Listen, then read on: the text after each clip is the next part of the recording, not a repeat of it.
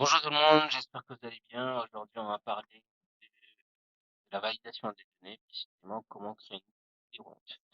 Alors, je vais vous parler de quelques méthodes pour créer une liste déroulante, et bien évidemment les avantages et les désavantages. Alors, on va commencer par la méthode que je préfère, moi. Alors, déjà, nous avons ici prestataire, et bien évidemment, on doit créer une liste sur cette plage. Nous avons nos données ici. Alors ici, alors je vais copier déjà pour vous expliquer parce qu'il y a deux méthodes. Là, je vais le mettre en brut. Très bien. La liste ici et la liste également ici, mais en mode tableau.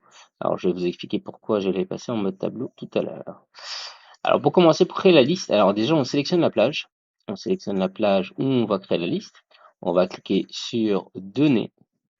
On va cliquer sur Validation des données. Et là, automatiquement, on aura ça.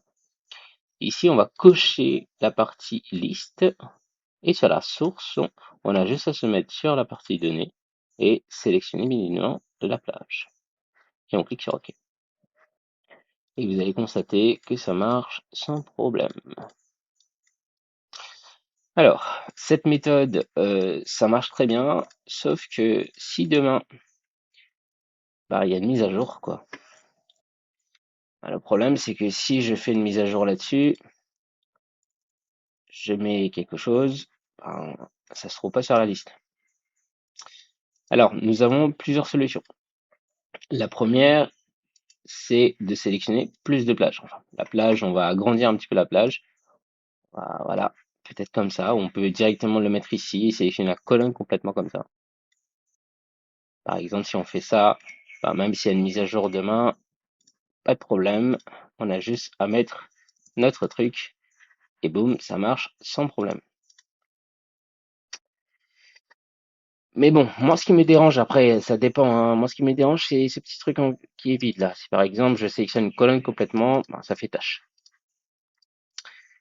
Et vient éventuellement la deuxième méthode. La deuxième méthode est un peu plus technique, mais on va le faire, hein. C'est pas super compliqué, il faut juste repratiquer, il faut refaire. Sinon, ça rentre sans problème. Alors déjà, je l'ai passé en mode tableau. Comment on le passe en mode tableau? Je vais reprendre à zéro. Par exemple, là, j'ai une plage, je clique sur accueil, je vais aller sur mettre sous forme de tableau et je choisis une couleur. Peu importe la couleur. Et là, il va me dire, est-ce que mon tableau comporte des entêtes? Il va le décocher parce que c'est que du texte. Je vais le cocher et je vais cliquer sur OK. Il va considérer que ça, c'est l'entête. Et là, ce sont mes données. Ou je peux directement faire CTRL L, le raccourci clavier, pour le passer en mode tableau. Je coche encore une fois et je clique sur OK. Alors, il n'a pas pris comme il faut. Je refais mon CTRL L, je coche, je clique sur OK. Maintenant, il a compris. OK. Nickel. Alors, moi, je vais l'aligner, mais bon, c'est pas super important.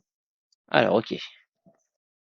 Quand je suis en mode tableau, logiquement, il y a création de tableau qui s'affiche en haut. Et là, il y a le nom du tableau. Ici, je vais dire prestataire.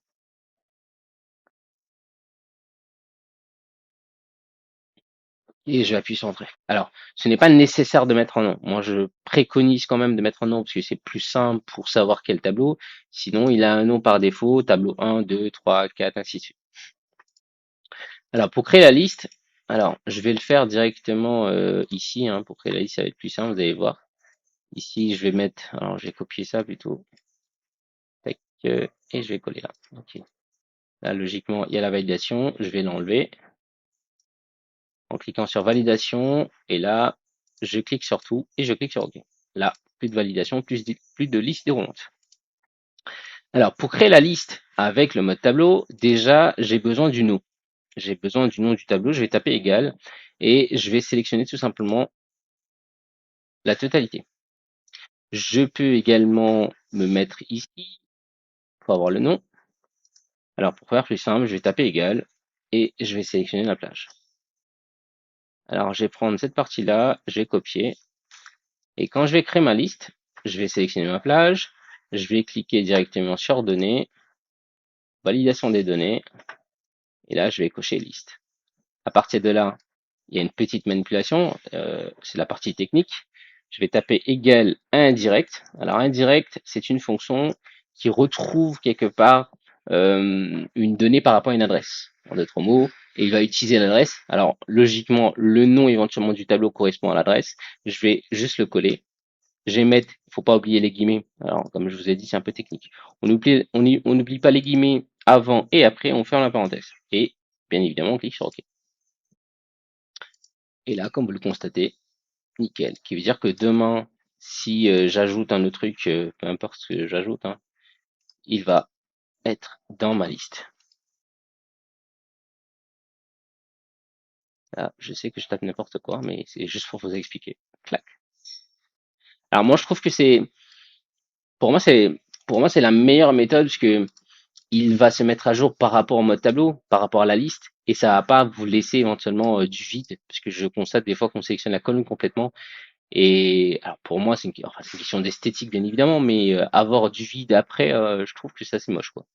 Alors mieux vaut utiliser cette méthode. Alors deux méthodes bien évidemment. La première méthode c'est quand vous avez une petite liste à oui ou non par exemple, ou valider en cours ou refuser. Mais évidemment il ne faut pas sélectionner la colonne complètement, vous sélectionnez que les trois critères.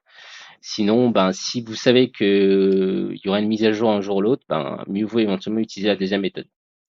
Ben, j'espère que ça vous a plu. Je vous souhaite de passer une très très bonne journée ou bonne soirée, hein, ça dépend à quelle heure vous regardez la vidéo. Et à très bientôt.